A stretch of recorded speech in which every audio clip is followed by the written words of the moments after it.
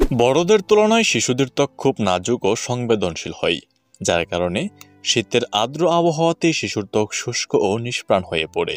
আর এই শুষ্ক ও নিষ্প্রাণ ত্বক বাচ্চাদের বিভিন্ন ধরনের সমস্যার জন্ম দিয়ে থাকে। তাই শীতের সময় ত্বকের যত্নের ব্যাপারে সতর্ক ও মনোযোগী হতে হবে। তো চলুন জেনে নেওয়া যাক কিভাবে এই শীতে শিশুর ত্বকের যত্ন নেবেন সেই সম্পর্কে। শীতে বাচ্চাকে গোসল করানোর নিয়ম। গোসল শিশুর শরীরের তেল ও ময়লা ধুয়ে ফেলতে সাহায্য করে। তাই শীত হোক বা গরম, শিশুকে নিয়মিত গোসল করাতে হবে। সেক্ষেত্রে 1 থেকে 2 দিন পর পর শিশুকে গোসল করাতে হবে। গোসল করানোর ক্ষেত্রে একেবারে গরম বা একেবারে ঠান্ডা পানি ব্যবহার করা যাবে না। কুসুম কুসুম গরম পানি দিয়ে শিশুকে গোসল করাতে হবে।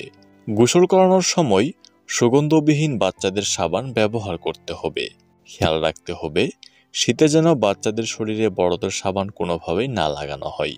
মাথা পরিষ্কার করার জন্য হালকা নন গ্রেসি শ্যাম্পু দিয়ে মাথার ত্বক পরিষ্কার করতে হবে। শিশুর গোসলের জন্য 10 মিনিটের বেশি সময় নেওয়া যাবে না এবং গোসল শেষে দ্রুত শরীর ও মাথা ভালোভাবে মুছে ফেলতে হবে। শিশুর গোসলের জন্য 10 মিনিটের বেশি সময় নেওয়া যাবে না এবং গোসল শেষে দ্রুত শিশুর শরীর ও মাথা ভালোভাবে মুছে ফেলতে হবে। শীতে বাচ্চাদের শরীরে কি ব্যবহার করবেন? শীতে আপনার বাচ্চার ত্বকের যত্নে সবথেকে যেটি বেশি জরুরি সেটি হলো ময়েশ্চারাইজার। শিশুকে গোসল করানোর পরপরই কোমল তোয়ালে দিয়ে শিশুর পুরো শরীর ভালোভাবে মুছে তারপর সারা শরীরে ময়েশ্চারাইজার লাগিয়ে দিতে হবে।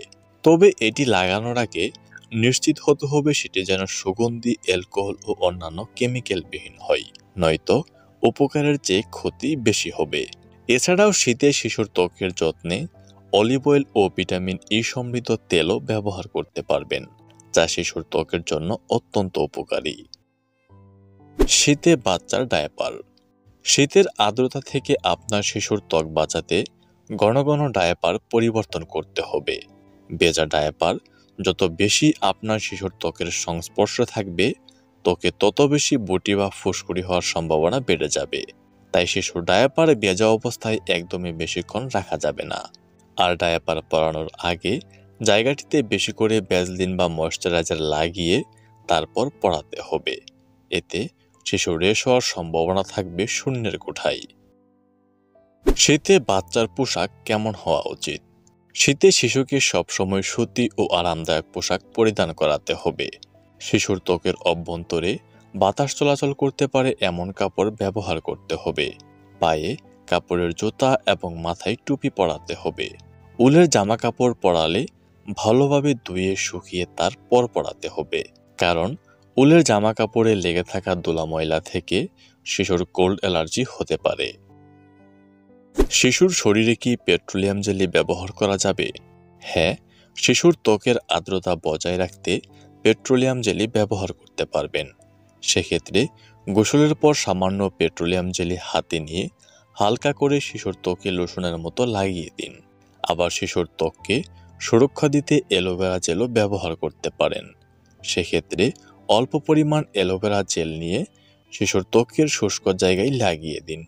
এতে ত্বক নরম ও কোমল থাকবে। শিশুর শরীরে কি তেল ব্যবহার করা যাবে? হ্যাঁ, শিশুর ত্বক সুন্দর রাখতে নিয়মিত তেল মালিশ করতে পারবেন। সেক্ষেত্রে অলিভ অয়েল বা গ্লিসারিন ব্যবহার করতে হবে। আবার অলিভ অয়েল বা গ্লিসারিনের সঙ্গে অল্প একটু পানি মিশিয়েও মাসাজ করতে পারেন। এতে বাবুর শরীরে রক্ত সঞ্চালন ভালো হবে, তাপ উৎপন্ন হবে এবং বাইরের তাপমাত্রার সঙ্গে মানিয়ে নিতেও সুবিধা হবে। তবে মনে রাখতে হবে তেল ব্যবহার করলে তা অবশ্যই গোসলের আগে করা উচিত। শিশুর ঠোঁটে কি লিপ বাম ব্যবহার করা যাবে? হ্যাঁ, শিশুর ঠোঁটে লিপ বাম ব্যবহার করা যাবে। তবে শিশুর ত্বকের যত্নে ব্যবহৃত এসব উপাদান বুঝে শুনে ব্যবহার করতে হবে। বুঝতে সমস্যা হলে একজন শিশু বিশেষজ্ঞ ও ডার্মাটোলজিস্টের পরামর্শ নিতে পারেন। সর্বশেষ প্রত্যেকটা মায়েদের আমরা বলতে চাই, শীতকালে শিশুর তেল ব্যবহারে সতর্ক হতে হবে, কেননা তেল থেকে ময়লা জমে ত্বকের লোমকূপ বন্ধ হয়ে যেতে পারে। আবার মাথায় তেল ব্যবহার করার ফলে মাথার ত্বক দীর্ঘ সময় ভেজা থাকে, যা থেকে শিশুর ঠান্ডা লেগে যেতে পারে। আবার সেন্টেড বা সুগন্ধযুক্ত পণ্যও ব্যবহার করা যাবে না। সুগন্ধি পণ্যগুলোই সাধারণত অ্যালকোহল থাকে, যা বাবুর ত্বকের জন্য মারাত্মক ক্ষতিকর। গ্রামের অনেকেই আবার ঘরে কয়লা বা বসে জ্বালিয়ে তাপমাত্রা বাড়ানোর চেষ্টা করে।